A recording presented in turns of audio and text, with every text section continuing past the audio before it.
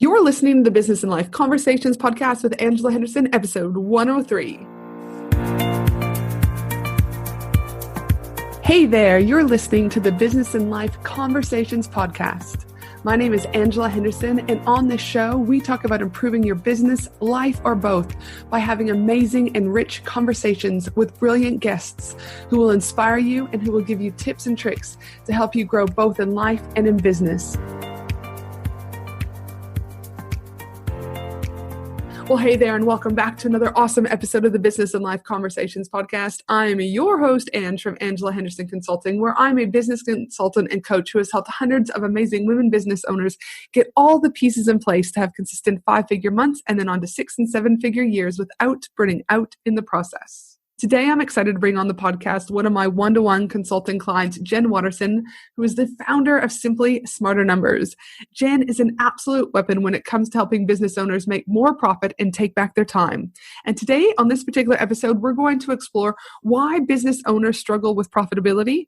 I also want to talk to Jen about when should business owners start to take profitability seriously. You might think, Ange, that's a bit of a silly question, but I promise a lot of people aren't thinking about this. And Jen is also going to share with us her 5 key elements to profitable revenue growth. It's going to be a brilliant episode, and an episode that anyone who is struggling with profitability or wanting to increase what their current profit already is into more, I strongly encourage you stick around for this awesome episode. But before we hop straight into this episode, I'd like to remind you that if you enjoy this episode, please feel free to share a key takeaway, a fun fact, or anything in between over at Instagram and tagging me Angela Henderson Consulting, because that would put a smile on my dial. Also, this episode is sponsored by my amazing mastermind, Action Takers Mastermind for Women in Business. It is a 5-month online and in-person experience designed to get your business to the next level, whatever that looks like for you. The Action Takers Mastermind helps women business owners like you to get clarity on where to put your focus, where and how to receive genuine information on what's possible, what works, and what's a waste of time for your business. The mastermind will also be helpful by providing feedback on your ideas. The mastermind will help with perspective on your skills and talents. And it also allows you to get introductions to new clients. And not to mention, it is an amazing community that you're going to have access to who understand and care about what you do. Not to mention, so much more levels of awesomeness.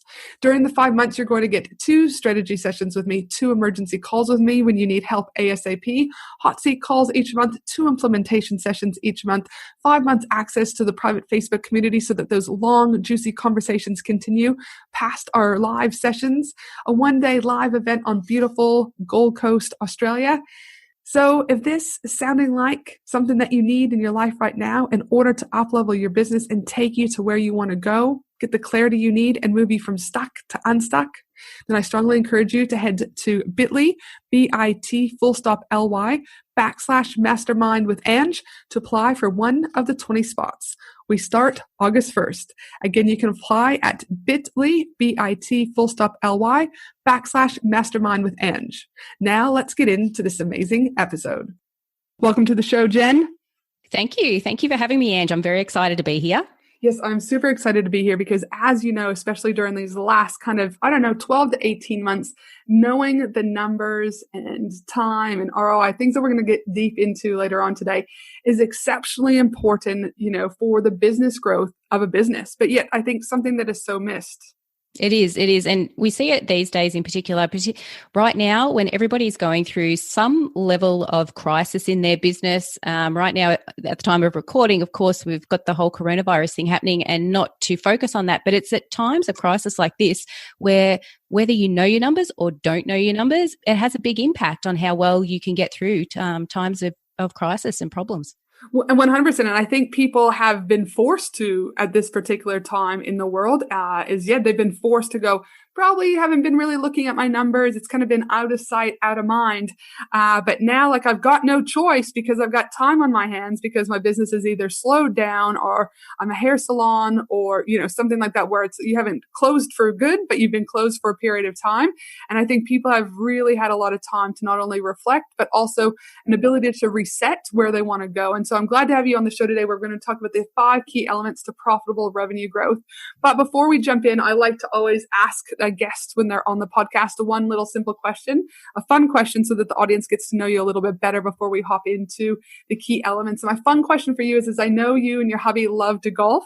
So my question to you They is do. why did you get into golf and what is your favorite golf course? Why into golf? So I am just about to turn 46 and I didn't start playing golf till I was 40. Mhm. And really all that happened was one day my stepfather, my beautiful stepfather, he had an old set of golf clubs in his shed and he just wanted to get rid of them. And I don't know what happened, but for some reason he decided that the best place for them would be to sit in my back shed. And so I grabbed one of those clubs and we're very lucky. We live in a small town with a big open space across the road from us. So I grabbed a golf ball. I grabbed one of the clubs, having absolutely no idea what to do with this thing. And I hit it and it went somewhere. It just it got me in like instantly, just that one hit, because it actually connected. And if you are a golfer, then you understand what that can do to you. It brings you back again and again. And yeah. And so that's what got me into it. And from then, my husband, who stopped playing other sport, decided that he might as well come along with me. So yeah, we're right into it. Dude, fantastic. And what is your all-time favorite golf course? One that I love, that we love and we go back to over and over again, is Bonville up near Coffs Harbour. It's so beautiful. And even if you're not a golfer, you need to go there, eat at their restaurant. They have beautiful food, beautiful course. It's just such a pretty place. So yeah, we go back there whenever we possibly can. Dude, it sounds pretty magnificent, like you said, regardless if you're a golfer or not. So now we understand that, again, you do love golf, how you got into golf. And I'm just going to say, just as a prerequisite here for those listening, as you guys know, I just kind of roll with podcasting. I'm not a perfectionist when it comes to this. At time of recording, my daughter just got out of hospital. She was exceptionally sick. She is still home. So she's been warned not to talk in this podcast. I think this is the first time I've ever actually had to put this disclaimer in a podcast. So Jen, you're lucky. First time ever. But again, she's been warned, but I can still hear her playing with her babies out there. Like, listen, we're just going to roll with it. This is what happy juggling's noises, about. It's happy noises. So if you're wondering, if you do hear little talking to babies, it's not me or Jen talking to random things. It's actually my daughter. Not much I can do. She's been sick for 14 days at time of recording. We're just rolling with it. But I just want to put it out there in case you hear random baby noises. That's my daughter. All right. So here we go. 7-year-old talking to her kids. So now I've been working with you one-to-one as your business consultant for the last 6 months. And I know what you do. And I love what you do because there's just so much value in it, even for those women and business owners that haven't, seen it. And they're going to get the aha moment shortly. But like I said, I know you, Jen. I love your guts, but not everyone else knows you. So can you tell us a little bit about where you started your business journey and where you currently are? I have been an accountant for about 20 years. So I'm not that these days. I mean, I guess I'm still qualified and so on, but that's where I started about 20 years ago in tax accounting. So the most boring side of accounting that you could possibly get into. But it was where I landed. It's what I was doing for a really long time. My husband and I now own the business that I worked in originally. We bought that about 12 years ago. So we've been running that business for about 12 years now. I got out of it because I don't love the tax. It's just not my go. I love working with business owners. I love working through strategy. I love helping them grow their businesses, but grow them sustainably and grow them intelligently. I love that side of it. So I decided that I'm going to work my way out of that business, and I did. And we still have it going in the background. That's now my husband's baby. My baby is Simply Smarter Numbers. So that's where I spend all of my time, effort, and energy these days. And it's fantastic because your podcast has just been launched, which is super exciting. So you've got your podcast, being able to talk with a variety of people about not just numbers, but profitability and everything like that. So that's super exciting. You're working with one-on-one clients. You're looking at, your mastermind story. So there's a lot of goodness that you've got going on. And like you said, you're taking the skills that you had from the first business that hubby still now is in love with, and just really focusing on working with businesses to really scale and become profitable, which I love. Yeah, now, absolutely. Businesses, in my opinion, in my time of being in business, is that I look at businesses, Jen, in 3 different stages. You've got that infancy stage, aka the startup stage. You've got the growth stage, right? And you've got the scale stage. But there comes a time where I think, in my opinion, when you're in that infancy stage, you're just trying to stay afloat. You're just like, please, where's the next sale coming from? You've got so much going on, tech, websites, this and that. Yeah. But then there comes a time where you're like, shit, I'm going to have to start taking stuff really serious now, right?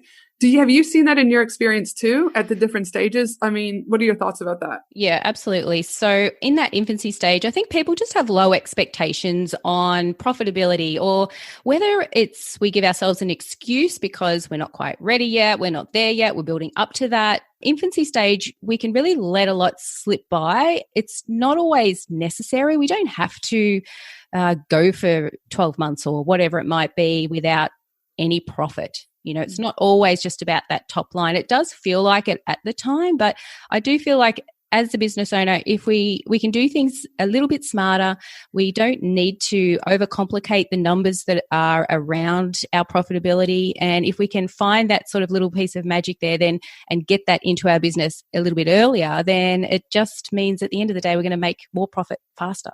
100%. And I think that, again, I know one of the things that I talk about with my women is about profit pillars and understanding what pillars are needed to build a sustainable and profitable business. And my thing is if you've got, some of these pillars are about, making sure that you've got your sales funnels and you've got your email sequencing and you've got a good viable product and you've got a conversional website and all these other things. But because it's like, you can't be profitable if you have a shitty website, right? You can't be profitable if you have a shitty product. You can't be profitable if you don't have a sales funnel. So some of these things, like I said, I think it's in the back of their mind, but I just don't think it's a key focus, even though, again, as a business consultant, I'm hounding on people about their numbers. Now, My other thing that I found, Jen, is that when I work with either my one-to-one clients, my mastermind clients, or my group coaching clients, is that profitability, it sounds easy, right? Like everyone throws it around. I mean, you can't say that you pretty much wouldn't go without a day either seeing on some sort of social media platform about something about scalability, profitability, growth, or whatever. Like it's everywhere that we live in. But I'd like to know, why do you think businesses struggle with profitability? And have you seen a common thread throughout the years of this being presented?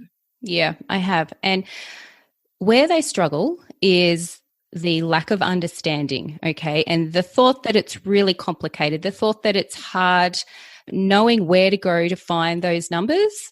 And really the common thread, the thing that people are missing right at the very first thing you need to know as a business owner, and if you take nothing else away from what we talk about today, take this away. It is that you have your revenue, that is one number.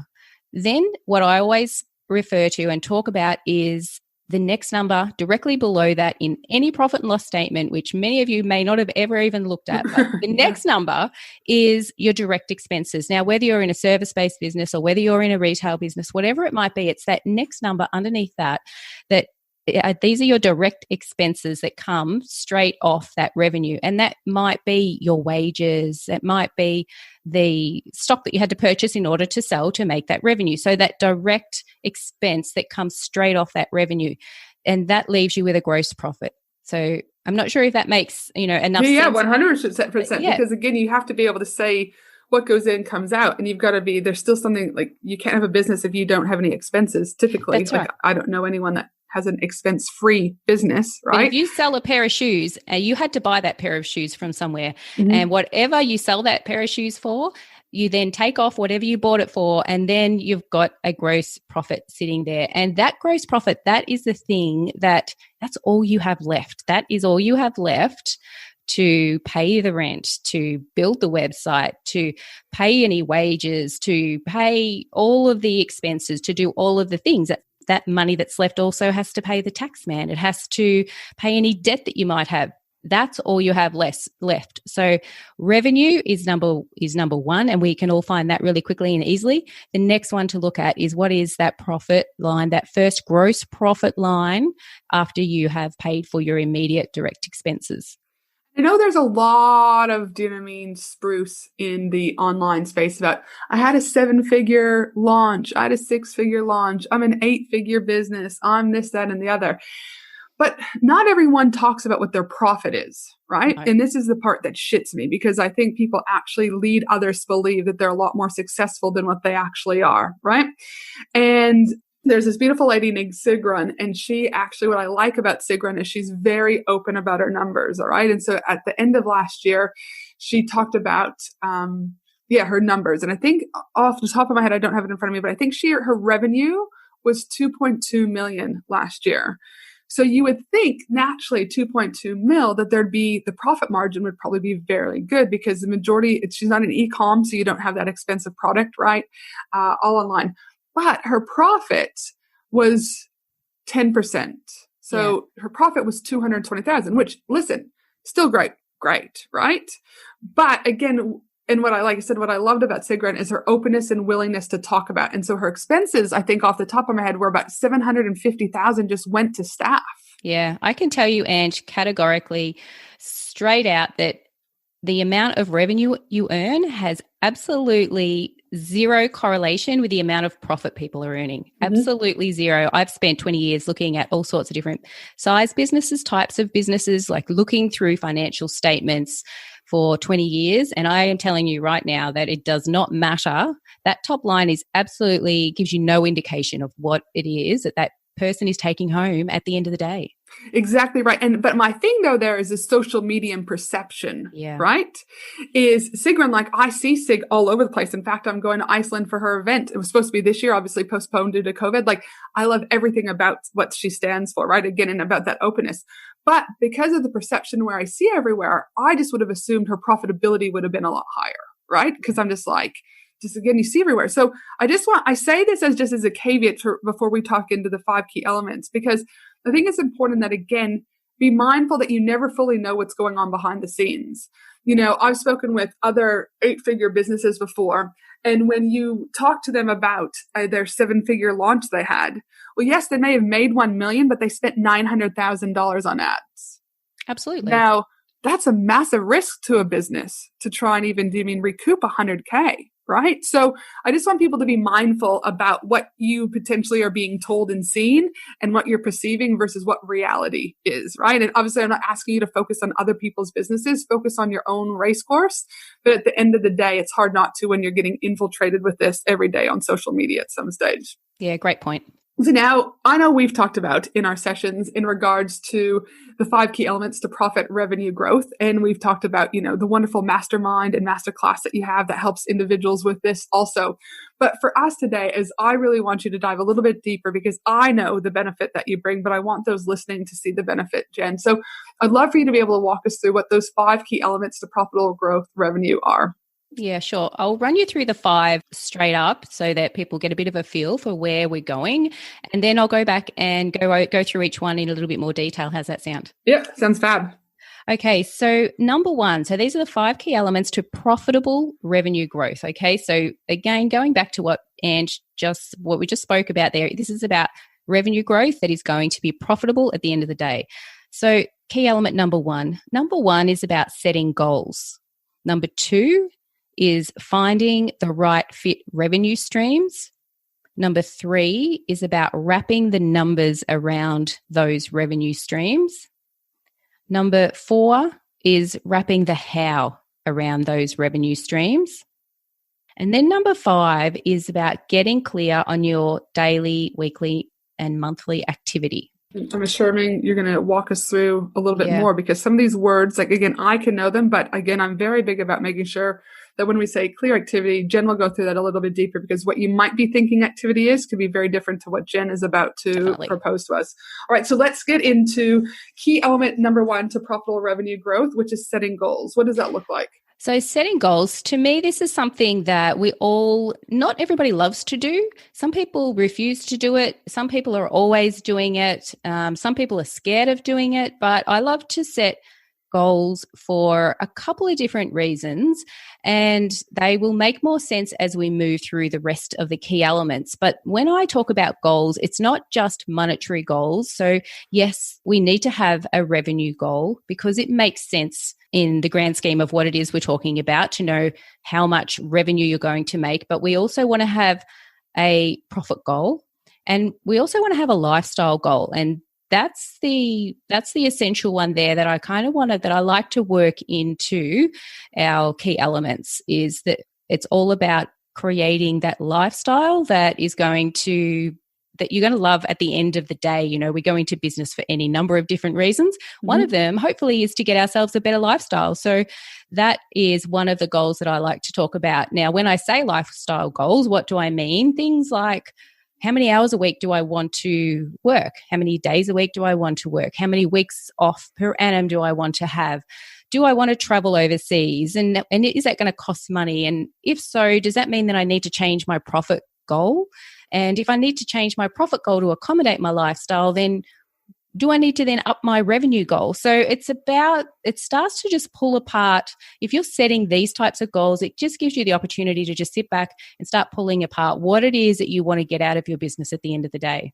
Mm-hmm. Absolutely. And I think that is important because as you start to know, I think a lot of people get confused about, the numbers, revenue goals, profit goals, whatever, but also I'm really big about looking at the ROI that it takes to achieve these things. So, and looking at, again, like, what is that hourly rate? Because sometimes people will go, oh, I want this lifestyle to go traveling. I want to do this. My hourly rate is, say, X amount of dollars, but it's actually taking, and they want to do it in 40-hour weeks, right? But then it ends up taking them 60, 70 hours a week, which then, Jen, they're also forgetting that hourly rate that may have been $50 now divided across 20 to 30 more hours is actually $10 or $15 an hour, right? Yeah. And do you see that happen often? Yeah, you do. And look, people, different size profits, I'm going to say here, who would want a $500,000 profit? Yes, I'm going to put my hand up now and say $500,000 profit. That sounds fantastic. But what do you need to do in order to make that profit? Exactly. If it means that you're working 90 hours a week, well, really, is that something that you really want? If it's going to suck the life out of lifestyle, then maybe that's not really what I want. And maybe that's sustainable for a year or two, but really at the end of the day, is it?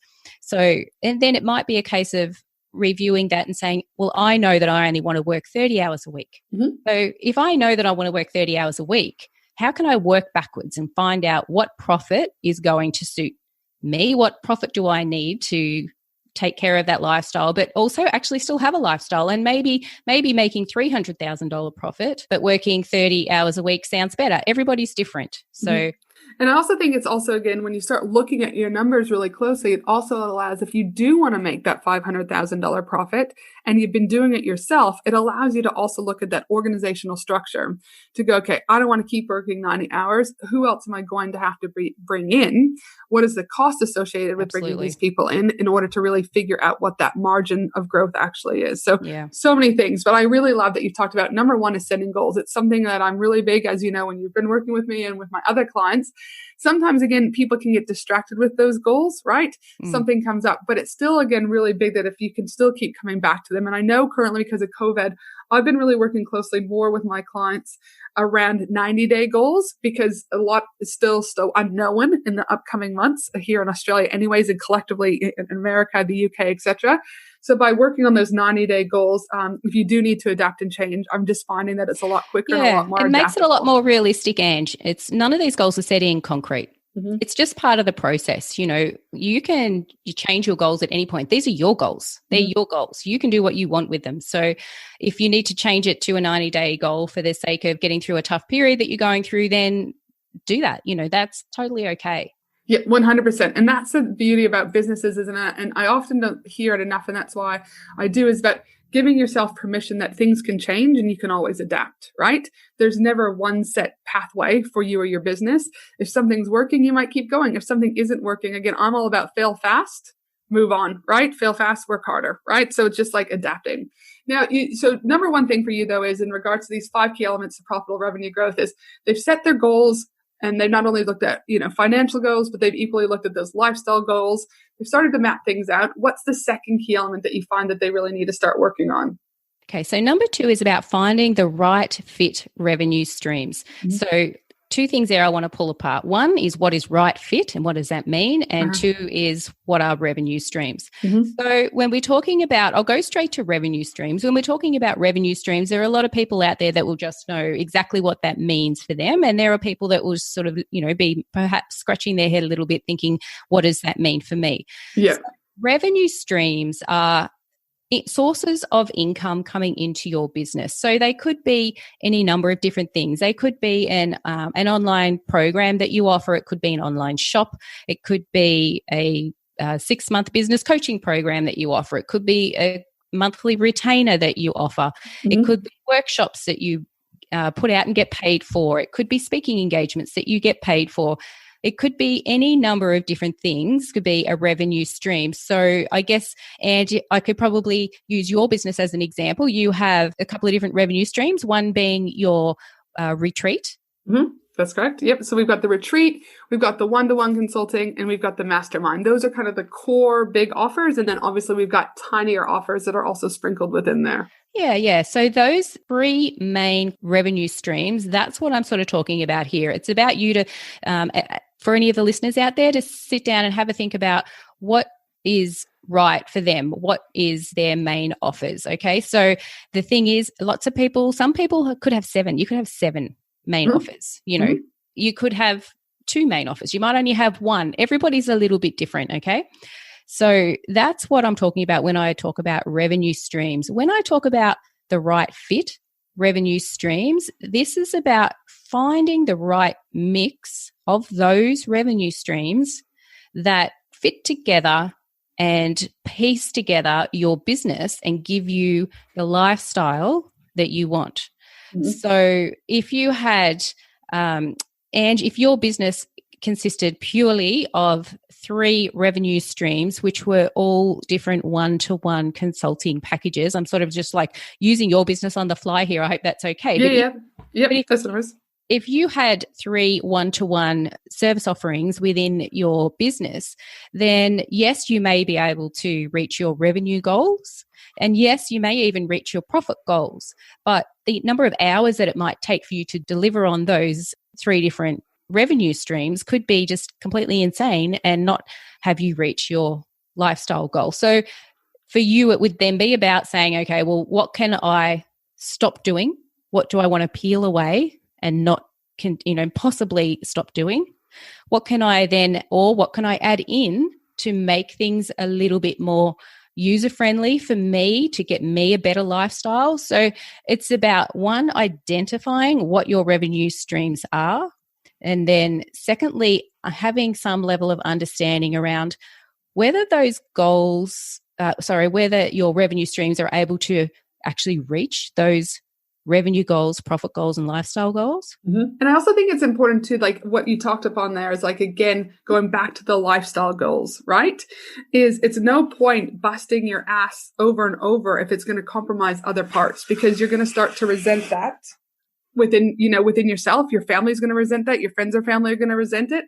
And so again, really looking at, I know when we started to track everything, really probably in the last time of recording, it's almost been a year, not quite, but just utilizing a tool called Toggle to track everything that I was doing, to measure whether or not the hours that I was putting into a particular part of the business had the ROI, both for numbers and lifestyle, that I wanted from it, right? And it was a game changer to really look at that. And at that stage, we still decided that the 3 main revenue streams were still great, but it was something to keep an eye on, specifically around the retreat. So even though I love the retreat, right, there's still a lot of time and money that goes into it. Because you think about, we're there for 4 solid days. Well, if you took the cost of the ticket divided by that and then the speakers and the cost, you would think, like, well, gosh, and your hourly rate's probably about $10 on that, really, right? When you divide all the time that's gone in pre, beginning, and post. That's probably what it works out to. Again, I don't have that figure in front of me, but it's quite low, all right? But what I do realize, though, is that revenue stream is actually top of funnel for me.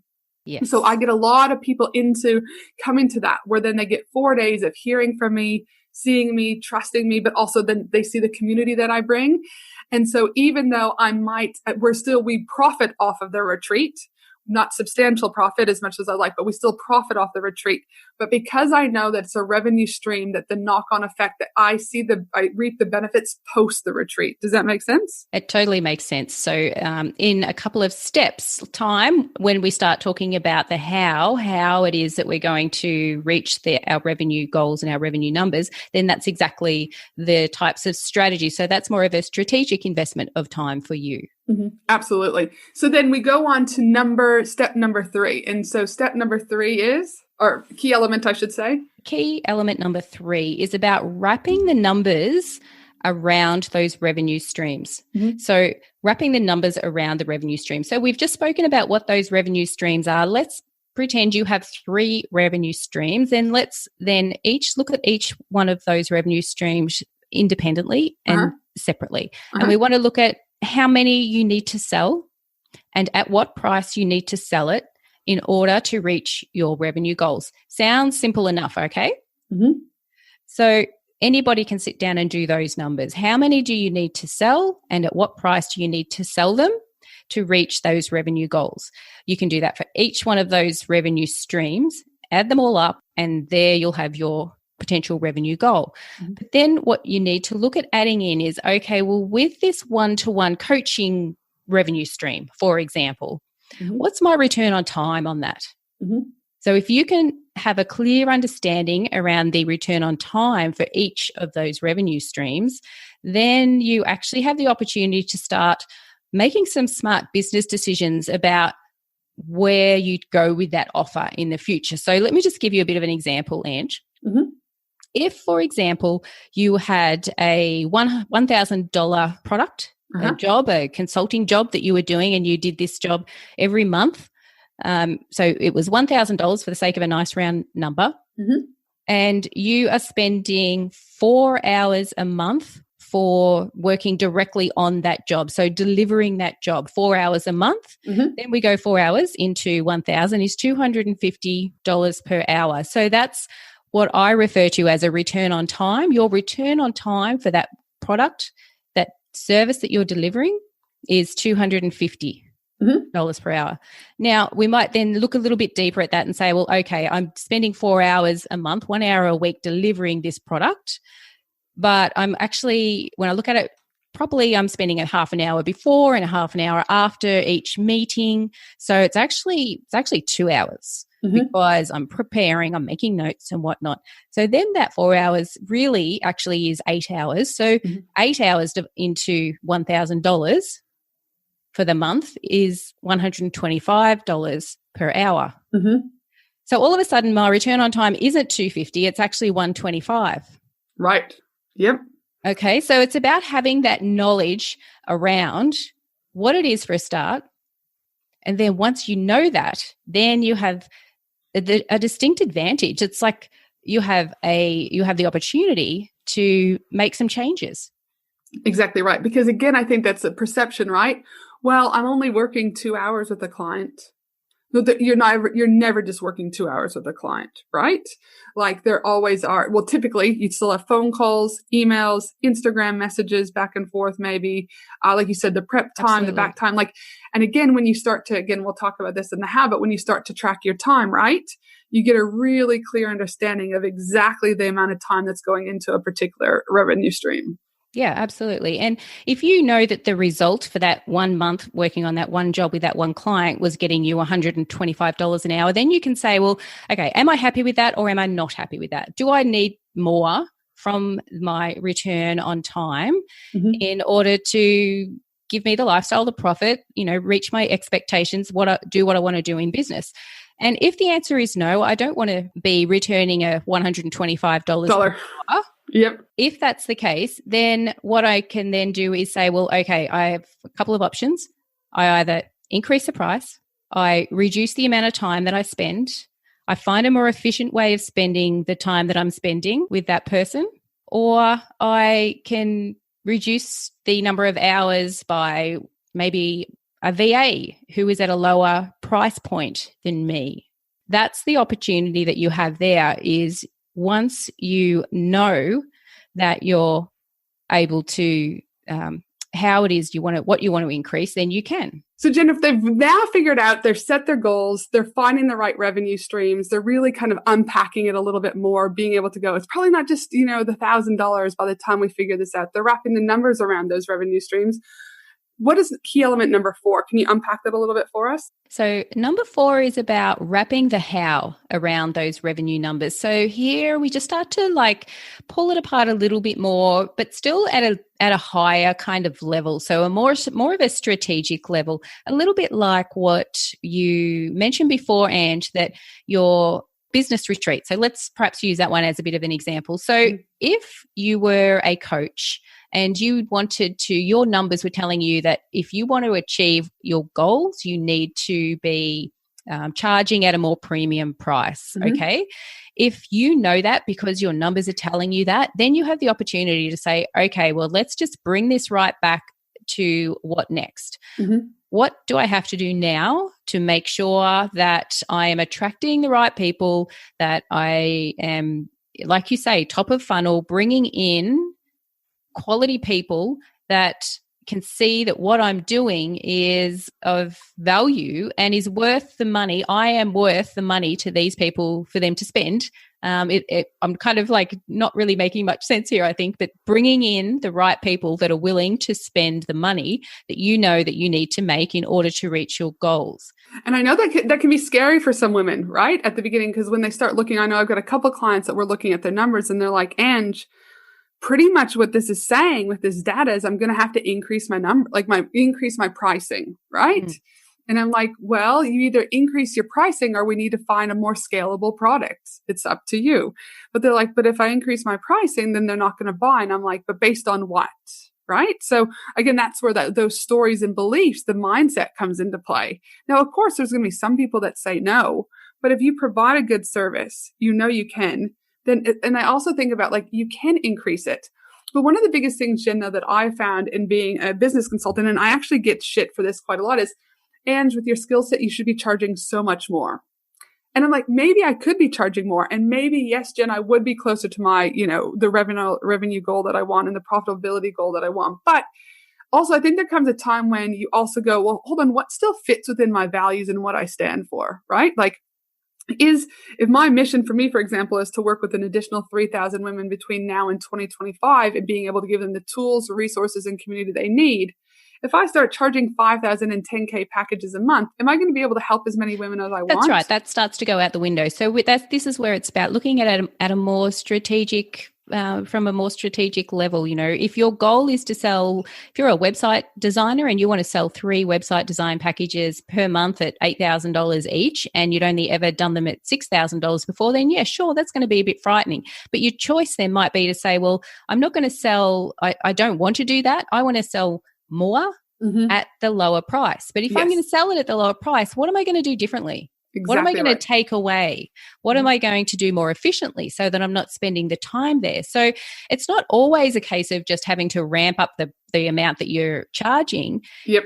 It's also, your opportunity is also around the amount of time that you're putting into delivering that product or service. I also think, though, that you can increase the numbers, but if you're uncomfortable with it, and this is where I feel no one's ever said this to me, that's why I say to other people, is incrementally start to increase it, right? So if you know that you want to jump it to 8, but you're currently sitting at 6, you might jump into $6,500. Absolutely. And then see how that goes. Because I know when I jumped too quickly, when I got to the close, like it was like me sputtering like a baby, like blah, blah, blah, like, cause I didn't believe in it, right? Like I didn't believe in the price. But then I was like, hold on. So I just incrementally started to increase my cost, like my pricing. And it all worked out better. Incrementally increases your confidence along the way, doesn't it? Exactly right. So for those of you out there that are going, shit, when I start thinking about this, and yes, I'm having these aha moments and I probably need to look at this a little bit more. And when I start looking, because I'm also a big believer, Jen, that data doesn't lie. So any of these exercises that Jen is asking you to do, you cannot fake this shit. It's like it's black and white. The data is going to say, this is what you have in front of you. And if this is what you want, this is how you have to do it. Like there's not a lot of oomph, as in like variances there. Like it is what it is. Yeah. And so again, if you've been hiding behind that, maybe sabotaging that, worrying about what people are going to think, like now's the time to get into it. Because if you do want to grow that profitable revenue, that you want in that profitable revenue growth, you're going to have to start looking at these numbers. That's it. And if you wanted to, so we're talking about the how around those revenue numbers. If we were talking in the last step, we were talking about having a $250 hourly rate, which, still might be low, but as compared to what the alternative was a $125 hourly rate. Well, when you get to the how, you can look at what you're selling and you can just sell it differently. You can just take away the fact that you're doing it for 4 hours a month and you can change it. You make your own rules. You change what it is that you're selling, what you're putting out there into the marketplace. And yeah, you make it work for you. You make it work for you. And that's the beauty about it. But again, once you also know your data, you're also able in your numbers, you're able to make better informed decisions. Yeah, I actually think it's a massive competitive advantage for people to have an understanding of their numbers because they know then exactly what they can and can't do and whether or not they're going to make money, whether or not they're going to be around for the long term. It's a huge competitive advantage. Yep, no, couldn't agree more. And that key element number 5. So number 5, getting clear on your daily, weekly, monthly activities. So this is where we take the strategy, the whether you had said you were going to sell more by using referrals in your business, or if that was something that's appropriate for you, maybe using referrals. Then we get over to the daily, weekly, monthly activity, and we say, okay, I want to utilize referrals to reach my goals, to sell the things that I want to sell. So then it's a case of breaking it down and saying that I'm going to contact 8 existing or previous clients in the next month. And I'm going to break that down to 2 per week. So I'm going to do 8 in the month, but I'm going to break it down to 2 for the week. And I'm going to do it that way because I want to reach out to them personally and not just blast out an email and that may never get open and hope that someone responds. I want really good quality referrals. Yes. So it's about deciding how you're going to go about this. You've decided how you're going to go about it. Then on a daily, weekly, monthly level, what's the actual activity? What are the things that you're going to be doing in your day to make sure that you can actually achieve this stuff? And I know that you're all over this now, Ange. Like you say, when it's about looking at where you're spending your time, are you spending your time in the right places? What can you stop doing? What can you start doing? What do you need to keep doing in order to make sure that you actually successfully implement the strategies and achieve the numbers that you're after? And I think with ROI, one of the things that, again, you would have heard me talk to you about, Jen, and my other clients hear me talk about is if you can get into the habit of doing your ROI activities first, you're going to naturally increase the line, right? Like naturally. But so often I'm seeing people fucking, do you mean, and no offense, guys, twiddling around. They've been on Facebook for 5 hours, right? They're, I don't know, off doing this thing. And then they're like, yeah, but I didn't get any sales. I'm like, well, this is why you didn't. Right? You didn't do the daily activities that you needed to do in order to get the sale. So those daily activities, maybe it required you to go onto Facebook to do something, to put up a particular post or a sponsored ad or something, whatever it might be. But you get up and do that, and then you get off the thing. Exactly right. And that's where, again, I think, again, ladies and gentlemen who are listening, that you got to be thinking about what are the activities that are going to be bringing you closer to this. Because if you're just off spinning your wheels with no strategy, we're going to run into problems, right? Yeah. It's the ROI activities. I know I had one of my clients reach out to me. She's in my mastermind, and she said on the weekend, and she's a product-based business. And she said, and I'm going to be booking my photographer for this, this, and this. Do you think that's all right? And I said, is this a sign of procrastination? And she wrote back, she's like, yeah, that's why I asked, because you just answered my question. Because the thing is the products that she was going to have a photographer come in to take were images that she already has images of that are good quality images. So I was like, is this actually going to move your business forward, or are you self-sabotaging and procrastinating and not actually working on the activities that are going to bring in the most money? Absolutely. And she was like, oh, all right, never mind. I've just canceled. And I said, don't cancel it.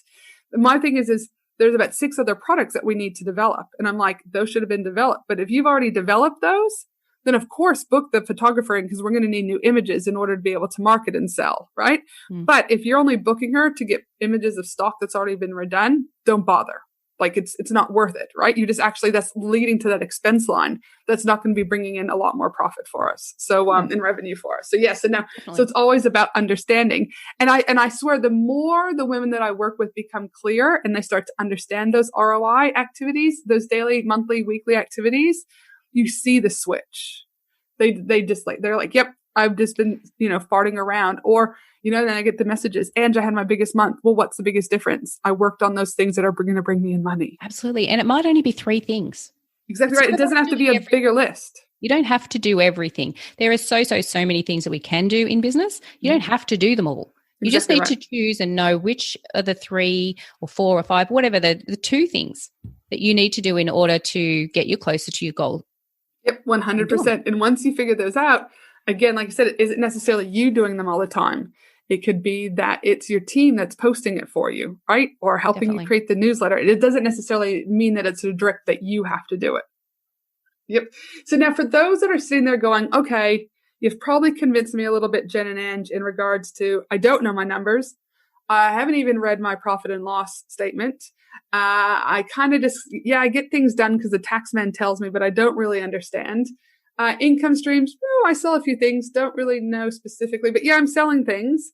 For those that are wanting to get started, what would you say, like, out of all of these 5 key elements that you talked about, from setting the goals, the right revenue streams, the numbers around the streams, the how-tos around the streams, and getting that really clear activity, what would you say is the number one thing you would have anyone do out of anything else? The number one thing is going to come from the third key element, which is wrapping the numbers around the revenue streams. And the piece out of that, the tiny piece that I'm going to take out of that, is to find your return on time for the revenue streams. Mm-hmm. So think about the things that you're delivering, that you're selling. Think about your offers.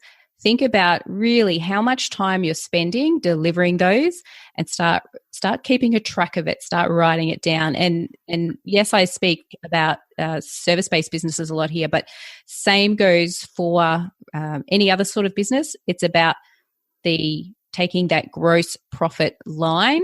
Mm-hmm. Service-based businesses, the time that you directly spend delivering your product, the time that you directly spend earning that revenue, that's a part of your gross profit. So it's about getting that line right. Yep. Oh, fantastic. And for those listeners who are like, shit, this has been a light bulb moment. I'm probably going to have to start looking at numbers. Haven't done anything. Where can businesses find you if they're wanting that help? As we mentioned, my podcast is live. It is simplysmarternumbers.com/podcast. In addition to that, I actually am also running masterclasses where I actually take the first 3 steps of what we spoke about here, because there's only so much we can do in a live masterclass without overwhelming people.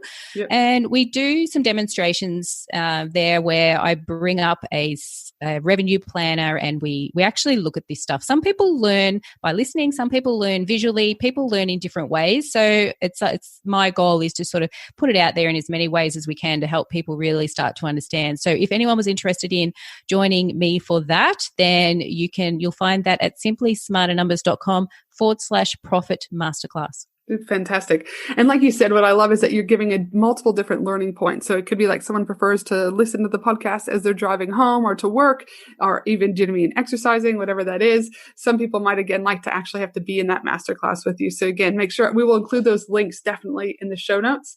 So my final question to you is, Jen, is what do you know now that you wish you knew when you first started out in business? Wow. When I first started in business, which was a really long time ago at the moment, it feels. Yep. It is that your gut is the thing that guides you. Like, you let your gut guide you. So it's, call it your intuition, whatever. I call it the gut feel. For me, it's about getting that gut feel and understanding that if something feels right, then go for it. But if something feels wrong, even if all the numbers are telling you that it's right, even if your business consultant says that it's right, your family say that it's right, if something doesn't feel right, don't do it. Just go with the no. So that's my thing. Go with your gut. And I totally agree. I mean, 100%. I call it the nudge. The universe is nudging you. Oh, there you go. What is that nudge, right? Again, it's there for a reason. You can ignore it, but the nudge normally doesn't let you get ignored for too long, right? Like, it will keep nudging you, Absolutely. So I totally agree. And I also agree. I mean, that's the one thing that I say with my own coaching clients with you guys is, just because I give you advice and guidance, sit on it, let it marinate, but always do what makes you feel good and brings you joy, right? Absolutely. Like, it's got to be, because if not, you're going to be pushing against, and many of you know, I'm like 10% woo out there, people, right? But you will be pushing, do you know what I mean, against the energy, because you're not, again, for a lot of better word, the flow, right? Is you're not flowing with what you actually want to do. You're trying to do something that you're going against. I think you're right, Ange. People are listening to 2 of the least woo-woo people that you'll ever find, but that is the number one. Yep. No, love it. And as I said before, my team and I will also be putting together all of the links on how you can connect with Jen with her masterclass, the podcast, and everything else with this episode over at angelahenderson.com.au. And as I mentioned earlier, if you enjoy this episode, I'd love for you to share it, especially over on your Instagram stories. You can tag me at Angela Henderson Consulting, or also tag Jen at Simply Smarter Numbers. Because again, we do love a good share, so we can share that onto our audience too. Also, if you haven't already subscribed to the Business and Life Conversation podcast, please do, and/or leave a review. But for the rest of you, I hope you have a fabulous day no matter where you are in the world. And I look forward to you joining me again next week for another amazing episode of the Business and Life Conversations podcast. Thanks again, Jen. Thank you. Thanks for listening to the Business and Life Conversations podcast with Angela Henderson. www.angelahenderson.com.au.